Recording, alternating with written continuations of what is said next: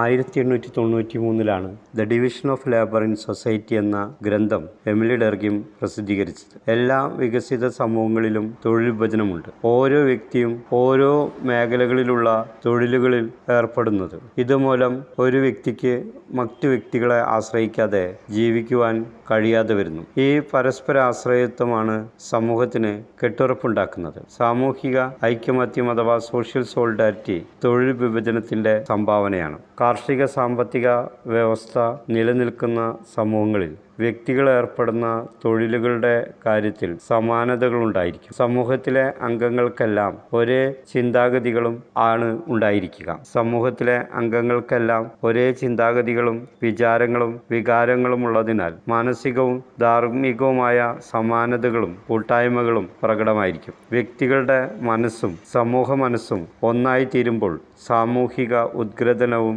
എളുപ്പത്തിൽ നേടിയെടുക്കുവാൻ കഴിയുന്നു. കാർഷികേതര സമ്പദ് വ്യവസ്ഥയിൽ വിവിധ സംഘങ്ങളിലായി വ്യക്തികൾ വിന്യസിക്കപ്പെടുന്നു. തൊഴിൽ വിഭജനമാണ് വ്യക്തികളുടെ വിവിധങ്ങളായ സംഘങ്ങളിലായി വിന്യസിക്കപ്പെടുവാൻ കാരണമാകുന്ന പ്രധാനപ്പെട്ട ഘടകം.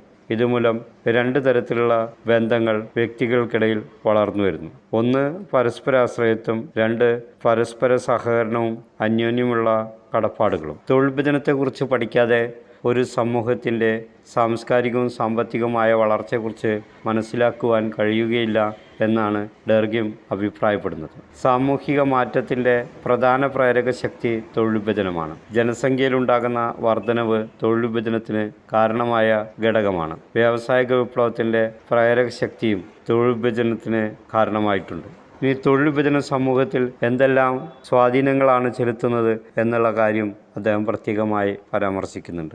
The effects of the division of labour. വ്യക്തികൾ തമ്മിലുള്ള പരസ്പര ആശ്രയത്വം സമൂഹത്തിൽ കൂടുന്നു എന്നുള്ളതാണ് അതിൻ്റെ ഏറ്റവും പ്രധാനപ്പെട്ട ഒരു സ്വാധീനം. വ്യക്തികൾക്കിടയിലുള്ള സഹകരണം വർദ്ധിക്കുന്നു. പുതിയ തൊഴിൽ മേഖലകൾ തുറക്കപ്പെടുന്നു എന്നുള്ളതും ഇതിൻ്റെ മറ്റൊരു സവിശേഷത അല്ലെങ്കിൽ സവിശേഷമായ സ്വാധീനമായിട്ട് നമുക്ക് മനസ്സിലാക്കാനായിട്ട് കഴിയും. അതുപോലെ തന്നെ മറ്റൊരു പ്രധാനപ്പെട്ട കാര്യം വ്യക്തി മാഹാത്മ്യം അഥവാ ഇൻഡിവിജ്വലിസം സമൂഹത്തിൽ വർദ്ധിക്കുന്നു എന്നുള്ളതാണ്. ഓരോ തൊഴിൽ സംരംഭത്തിനും പുരോഗതി ഉണ്ടാകുന്നു എന്നുള്ളതും ഇതിൻ്റെ സ്വാധീനമായിട്ട് നമുക്ക് എടുത്തു പറയാവുന്നതാണ്. ഗ്രാമീണ സാമൂഹികാവസ്ഥയിൽ തൊഴിൽ വിഭജനം വളരെ കുറവാണ്. ആദിമ സമൂഹങ്ങളിൽ പുരുഷനും സ്ത്രീയും ചെയ്യുന്ന തൊഴിലുകളുടെ അടിസ്ഥാനത്തിലെ അല്ലെങ്കിൽ അതിനടിസ്ഥാനമാക്കിയാണ് തൊഴിൽ വിഭജനം നിലനിന്നിരുന്നത്. എന്നാൽ ആധുനിക സമൂഹങ്ങളിൽ സാമൂഹിക പദവികൾ നിർണ്ണയിക്കുന്നതിന് തൊഴിൽ വിഭജനത്തിന് വലിയ പങ്കാണ് ഉള്ളത്. സാമ്പത്തികവും സാംസ്കാരികവുമായ വളർച്ചയോടൊപ്പം തൊഴിൽ വിഭജനവും സമൂഹത്തിൽ വർദ്ധിച്ചു വരുന്നു എന്ന ആശയമാണ് എമിലി ഡർഗിം പങ്കുവയ്ക്കുന്നത്. അതുപോലെ തന്നെ abnormal form of division of labour അഥവാ തൊഴിൽ വിഭജനത്തിൻ്റെ അസാധാരണ രൂപങ്ങൾ എന്ന ആശയവും അദ്ദേഹം അവതരിപ്പിച്ചു. ഉയർന്ന നിരക്കിലുള്ള സാമൂഹിക പുരോഗതിയോടൊപ്പം അസാധാരണ രീതിയിലുള്ള തൊഴിൽ വിഭജനവും സമൂഹത്തിലുണ്ടാകാം. സാമൂഹികമായ അസന്തുലിതാവസ്ഥയാണ് മുതലാളിത്ത വ്യവസ്ഥിതിയിൽ അസാധാരണ രീതികൾ ഉയർന്നു വരുന്നതിനുള്ള കാരണം. ഉൽപാദന പ്രക്രിയയിൽ അരാജകത്വം അനുഭവപ്പെടുമെന്നതും സാമൂഹിക ഐക്യമത്യം തകരാമെന്നതുമാണ് തൊഴിൽ വിഭജനത്തിലെ കുഴപ്പങ്ങൾ അല്ലെങ്കിൽ തൊഴിൽ വിഭജനത്തിലെ കുഴപ്പങ്ങൾ കൊണ്ട് ഉണ്ടാകുന്ന ഫലങ്ങൾ. രണ്ട് തരത്തിലുള്ള അസാധാരണ തൊഴിൽ വിഭജനങ്ങളാണ് ഉള്ളത്. ഒന്ന്, അനോമിക് ഡിവിഷൻ ഓഫ് ലേബർ. രണ്ട്, ഫോഴ്സ്ഡ് ഡിവിഷൻ ഓഫ് ലേബർ. സാമ്പത്തിക പ്രതിസന്ധികളും വ്യാവസായിക തകർച്ചയോ മൂലമാണ് ഇത്തരത്തിലുള്ള ഡിവിഷൻ ഓഫ് ലേബർ ഉണ്ടാകുന്നത്. സാമ്പത്തിക പ്രതിസന്ധികളോ വ്യാവസായിക തകർച്ചയോ മൂലമാണ് മോണിക് ഡിവിഷൻ ഓഫ് ലേബർ അല്ലെങ്കിൽ അനോമിക് ഡിവിഷൻ ഓഫ് ലേബർ ഉണ്ടാകുന്നത്. സാമൂഹിക ഐകമത്യം തകരുന്നതിലേക്കാണ് ഇത് നയിക്കുന്നത്. വ്യക്തികൾ തങ്ങളുടെ സ്വന്തം ഇഷ്ടം മാത്രം പരിഗണിക്കുന്ന അവസ്ഥകളിലാണ് നേരായ മാർഗങ്ങളിൽ നിന്നുള്ള വ്യതിചലനങ്ങൾ അഥവാ ഡീവിയൻ്റ് ബിഹേവിയർ സമൂഹത്തിൽ ഉണ്ടാകുന്നത്. ഫോഴ്സ്ഡ് ഡിവിഷൻ ഓഫ് ലേബറിൽ ഒരു സാമൂഹിക വിഭാഗം മറ്റൊന്നിനുമേൽ ആധിപത്യം സ്ഥാപിക്കുമ്പോഴാണ് ഫോഴ്സ്ഡ് ഡിവിഷൻ ഓഫ് ലേബർ ഉണ്ടാകുന്നത്. ഈ പ്രക്രിയയും സാമൂഹിക ഐകമത്യം ഇല്ലാതാക്കുകയും ഒരു വിഭാഗം മറ്റൊരു വിഭാഗത്തെ ചൂഷണാത്മകമായി സമീപിക്കുന്ന അവസ്ഥയിലാണ് സാമൂഹിക ഐകമത്യം ഇല്ലാതാകുന്നത്. വൻകിട വ്യാവസായിക സംരംഭങ്ങൾ നിലവിൽ വന്നതോടുകൂടിയാണ് തൊഴിൽ മേഖലയിലെ ബലപ്രയോഗങ്ങളും ചൂഷണങ്ങളും വർദ്ധിച്ചത്.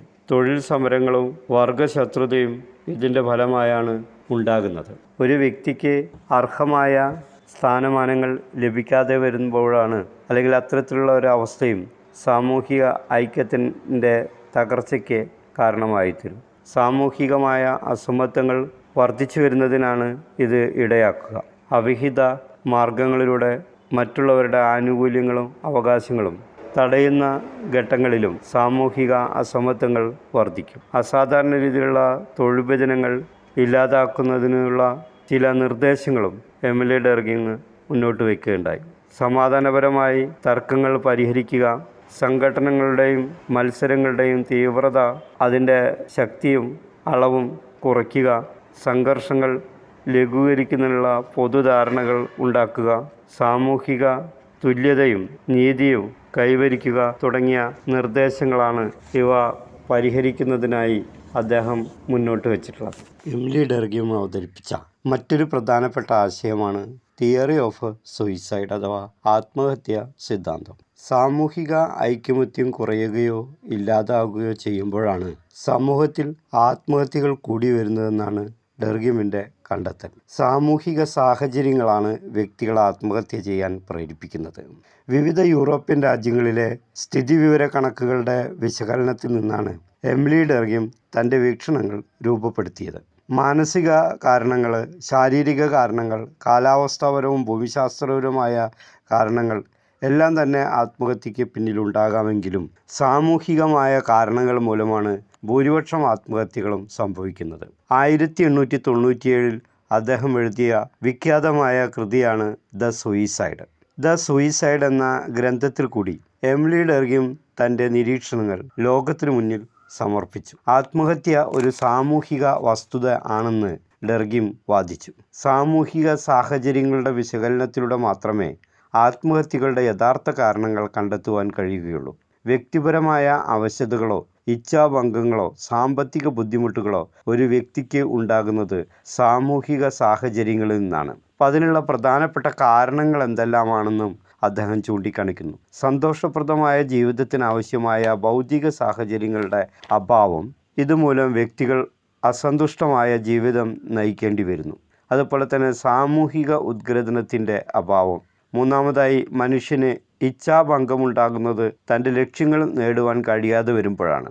ഏതെങ്കിലും ലക്ഷ്യത്തോടെ അല്ലാതെ ഒരു വ്യക്തിയും ഒരു പ്രവൃത്തിയിലും ഏർപ്പെടുന്നില്ല. ഇത്തരം അവസരങ്ങളിൽ സമൂഹം ഉചിതമായ സഹായങ്ങൾ ചെയ്യുന്നില്ലെങ്കിൽ വ്യക്തികൾ ആത്മഹത്യയിൽ അഭയം പ്രാപിക്കുന്നു. നാലാമതായി, അനാരോഗ്യകരമായ മത്സരങ്ങൾ ഉണ്ടാകുന്നത് സാമൂഹിക നിയന്ത്രണങ്ങൾ ഫലപ്രദമല്ലാതാകുമ്പോഴാണ്. ഇത്തരം മത്സരങ്ങളിലെ പരാജയം വ്യക്തികളെ മാനസികമായി തളർത്തിക്കളയാം. അഞ്ചാമതായി, ധാർമ്മിക മൂല്യങ്ങളിൽ ഉണ്ടായ ഇടിവ് സാമൂഹിക ബന്ധങ്ങളിലും പരിപ്രവർത്തനങ്ങൾ ഉളവാക്കിയിട്ടുണ്ട്. സമൂഹങ്ങളിലെ സാംസ്കാരിക മൂല്യങ്ങൾ, പരമ്പരാഗത മൂല്യങ്ങളെ മുറുകെ പിടിക്കുന്ന ഒരാളിൽ സംഘർഷങ്ങൾ ഉണ്ടാക്കാം. ആറാമതായി, ആദിമ സമൂഹങ്ങളിൽ മനുഷ്യൻ ഉള്ളതുകൊണ്ട് തൃപ്തിപ്പെടുകയും സാഹചര്യങ്ങൾക്കനുസരിച്ച് തൻ്റെ ആവശ്യങ്ങൾ ക്രമപ്പെടുത്തുകയും ചെയ്തിരുന്നു. എന്നാൽ സാമൂഹിക പുരോഗതിയുടെ വിവിധ ഘട്ടങ്ങളിൽ വിവിധങ്ങളായ ആഗ്രഹങ്ങൾ മനുഷ്യന് ഉണ്ടാവുക സ്വാഭാവികം മാത്രമാണ്. എന്നാൽ അവയൊക്കെയും സാധിച്ചു കിട്ടുക എന്നത് ഒരുപക്ഷെ ഒരിക്കലും സംഭവിക്കുന്നുമില്ല. ഇത്തരത്തിലുള്ള വിവിധങ്ങളായിട്ടുള്ള കാരണങ്ങൾ ആത്മഹത്യയിലേക്ക് നയിക്കുന്നുണ്ട്.